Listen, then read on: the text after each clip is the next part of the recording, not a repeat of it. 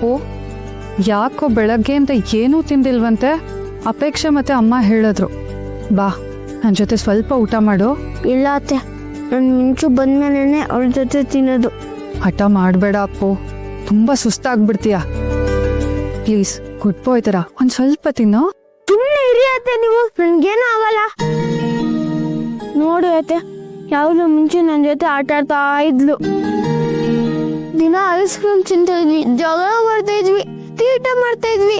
ಆದ್ರೆ ಇವತ್ತು ನೋಡಿ ಅತ್ತ, ಯಾರಿಗೂ ಹೇಳ್ದೆ ಹೋಗ್ಬಿಡಿದಾಳೆ. ಅಲ್ಲ ಅತ್ತೆ, ನಾವೆಲ್ಲ ಬೇಡವಾಗ್ಬಿಟ್ವಾ ಅತ್ತೆ ಅವಳಿಗೆ? ಇಲ್ಲಿ ನನ್ನನ್ನು ಒಂದ್ ಮಾತು ಹೇಳ್ದೆ ಹೋಗ್ಬಿಟ್ಲು ಅವಳು. ಪುಟ್ಟ, ಹಾಗೆಲ್ಲ ಯೋಚನೆ ಮಾಡಬಾರ್ದು ಕಣೋ. ಹಾಗಾದ್ರೆ ಒಂದ್ ಮಾತಾದ್ರೂ ಹೇಳ್ಬೇಕಾಗಿತ್ತಲ್ವಾ ಅತ್ತ ಅವಳು? ಅಪ್ಪು, ಸಮಾಧಾನ ಮಾಡ್ಕೋ. ಮಿಂಚು ಖಂಡಿತ ಸಿಗ್ತಾಳೆ. ಅಮ್ಮ ಹೋಗಿದಾರಲ್ವಾ ಅವಳನ್ನ ಕರ್ಕೊಂಡ್ ಬರಕ್ಕೆ? ನಿಜವಾಗ್ಲೂ ಬರ್ತಾಳ ಅತ್ತೆ? ಹ್ಞೂ ಅಪ್ಪು, ಖಂಡಿತ ಬರ್ತಾಳೆ.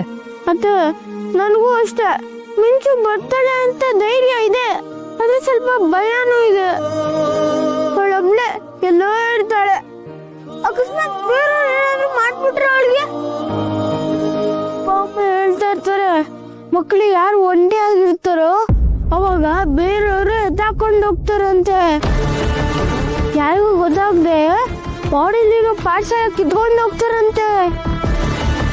ಆ ಥರ ಏನಾದ್ರೂ ಆದ್ರೆ ಏನಂತೆ ಮಾಡೋದು? ಚೆ ಆತರ ಏನೂ ಆಗಲ್ಲ ಅಪ್ಪು. ಯಾಕಂದ್ರೆ ನಮ್ ಜೊತೆ ದೇವ್ರಿದಾನೆ. ಅವ್ನ್ ಏನಾದ್ರೂ ಒಂದ್ ದಾರಿ ತೋರ್ಸ್ತಾನೆ. ಆ ದೇವ್ರು ಒಳ್ಳೆಯವ್ರಿಗೆ ಒಳ್ಳೇದನ್ನೇ ಮಾಡ್ತಾನೆ. ಅಪ್ಪ ಅಮ್ಮ ಹೀಗೆ ಯಾವಾಗ್ಲೂ ಹೇಳ್ತಿರಲ್ವಾ? ಈಗ ನೀನು ಕೂಡ ಅದನ್ನೇ ನಂಬೇಕು, ಗಟ್ಟಿಯಾಗಿ ನಂಬೇಕು. ಡೋಂಟ್ ವರಿ ಅಪ್ಪು, ಮಿಂಚುಗೇನೂ ಆಗಲ್ಲ. ಯಾವ್ದಾದ್ರೂ ಒಂದ್ ರೂಪದಲ್ಲಿ ಮಿಂಚುನ ಕಾಪಾಡ್ತಾನೆ. ನಿಮ್ಮಮ್ಮ ಕೂಡ ಸುಮ್ಮನೆ ಕೂತಿಲ್ಲ ಅಲ್ವಾ, ಹುಡುಕ್ತಿದ್ದಾರೆ. ಖಂಡಿತ ಮಿಂಚುನ್ ಕರ್ಕೊಂಡೇ ಬರ್ತಾರೆ.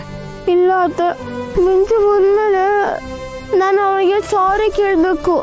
ಯಾಕಪ್ಪು? ನಾನು ಅವಳಿಗೆ ಬೈದಿದ್ದೆ, ಮತ್ತೆ ಜಗಳ ಮಾಡಿದ್ದೆ. ಅದಕ್ಕೆ ಅವಳು ಬಂದ್ಮೇಲೆ ನೆಕ್ಸ್ಟ್ ಟೈಮ್ ಆ ಥರ ಮಾಡಲ್ಲ ಅಂತ ಹೇಳ್ಬೇಕು. ಇನ್ಮೇಲೆ ಅವಳು ಏನು ಹೇಳ್ತಾಳೋ ಅದನ್ನೇ ಮಾಡ್ತೀನಿ. ಇನ್ಮೇಲೆ ಅವಳನ್ನ ನಾನು ಅಲ್ಸಲ್ಲ. ಪ್ಲೀಸ್ ದೇವ್ರೆ, ಮಿಂಚಿನ ಮನೆಗೆ ಕರ್ಕೊಂಡು ಬಾ ದೇವ್ರೆ. ಇನ್ಮೇಲೆ ಅವಳ ಜೊತೆ ಜಗಳ ಆಡಲ್ಲ ಪ್ಲೀಸ್ ಅವ್ರೆ, ಇದೊಂದು ಹೆಲ್ಪ್ ಮಾಡಿದವ್ರೆ. ಸರಿ, ದೇವ್ರ ಹತ್ರ ಕೇಳ್ಕೊಂಡಿದ್ ಸಾಕು. ಅವಳು ಬಂದ್ಮೇಲೆ ನೀನೇ ಸಾರಿ ಕೇಳುವಂತೆ, ಓಕೆನಾ? ಈಗ ಜಾಣ, ಊಟ ಮಾಡುವ. ಇಲ್ಲ ಅತ್ತೆ, ಮಿಂಚು ಫಸ್ಟ್ ಬರ್ಲಿ, ಆಮೇಲೆ ಅವಳ ಜೊತೆನೇ ಊಟ ಮಾಡೋದು. ಎಲ್ರು ನೋಡಿ ಇಲ್ಲಿ, ನಮ್ಮಮ್ಮ ಹೇಳಿದ್ದಾರೆ ನಮ್ಗೇನಾದ್ರೂ ಸಮಸ್ಯೆ ಬಂದ್ರೆ ಅವಾಗ ನಾವು ಪ್ರೇಯರ್ ಮಾಡ್ಕೋಬೇಕು ಅಂತ. ಪ್ರೇಯರ್ಗೆ ಎಷ್ಟೊಂದು ಶಕ್ತಿ ಇದೆಯಂತೆ. ದೇವ್ರು ಬರ್ತಾರೋ ಇಲ್ವೋ ಅಂತ ಗೊತ್ತಿಲ್ಲ, ಆದ್ರೆ ದೇವ್ರು ನಮ್ಮನ್ನ ಹುಡ್ಕೋದಿಕ್ಕೆ ಯಾರನ್ನೊಬ್ರು ಕರ್ಸ್ಬೋದಲ್ವಾ? ಹೌದಾ? ಪ್ರೇಯರ್ ಮಾಡಿದ್ರೆ ದೇವ್ರು ನಮ್ಮನ್ನ ಕಾಪಾಡ್ತಾನ. ನಾವೆಲ್ಲರೂ ಪ್ರೇಯರ್ ಮಾಡೋಣ. ಹಾ, ಮಾಡೋಣ. ಐಗಿರಿ ನಂದಿನಿ ನಂದಿತ ಮೇದಿನಿ ವಿಶ್ವ ವಿನೋದಿನಿ ನಂದನುತೆ ಗಿರಿವರ ವಿಂಧ್ಯ ಶಿರೋದಿನಿ ವಾಸಿನಿ ವಿಷ್ಣು ವಿಲಾಸಿನಿ ವಿಷ್ಣುನುತೆ.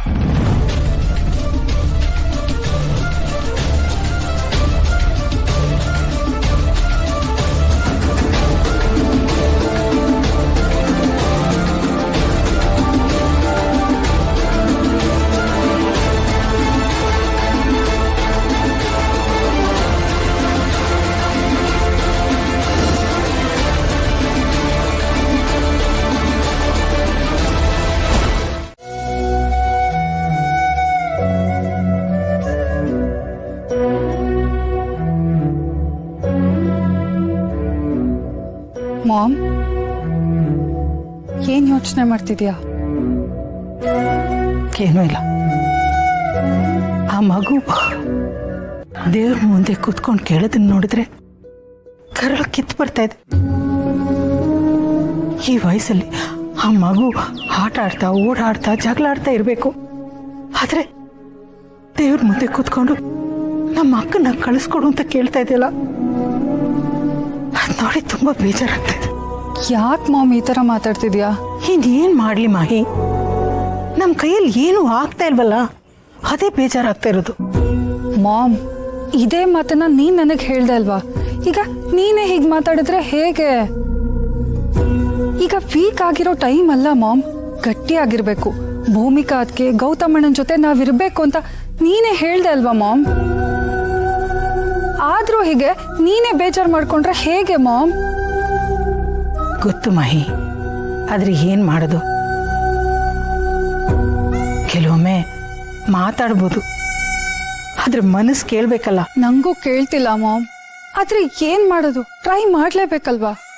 ನೀನ್ ಗಟ್ಟಿಯಾಗಿದ್ರೆ ನಾವು ಧೈರ್ಯವಾಗಿರ್ಬೋದು, ಆದ್ರೆ ನೀನೇ ಧೈರ್ಯ ಕಳ್ಕೊಂಡ್ರೆ ನಮ್ಗೆಲ್ಲ ತುಂಬಾ ಕಷ್ಟ ಆಗುತ್ತೆ ಮಾಮ್. ಅತ್ತೆ ಅತ್ತೆ ಅತ್ತೆ, ನೀವ್ ಹೇಳ್ದಾಗೆ ನಾನು ದೇವ್ರ ಹತ್ರ ಪ್ರೇಯರ್ ಮಾಡಿದೆ. ದೇವ್ರೆ ಪ್ಲೀಸ್ ದೇವ್ರೆ, ಇವತ್ತು ಮಿಂಚುನ ಮನೆ ಕರ್ಕೊಂಡ್ ಬಾ ಅಂತ ಕೇಳ್ದೆ. ಅತ್ತೆ, ಮಿಂಚು ಬರ್ತಾಳೆ ತಾನೆ? ಖಂಡಿತವಾಗ್ಲೂ ಬರ್ತಾಳೆ. ನೀನು ಅಷ್ಟು ಶ್ರದ್ಧೆಯಿಂದ ದೇವ್ರನ್ನ ಕೇಳ್ಕೊಂಡಿಯಲ್ಲ, ಆ ದೇವ್ರು ಮಿಂಚುನ ಕಳಿಸ್ಕೊಡ್ತಾನೆ.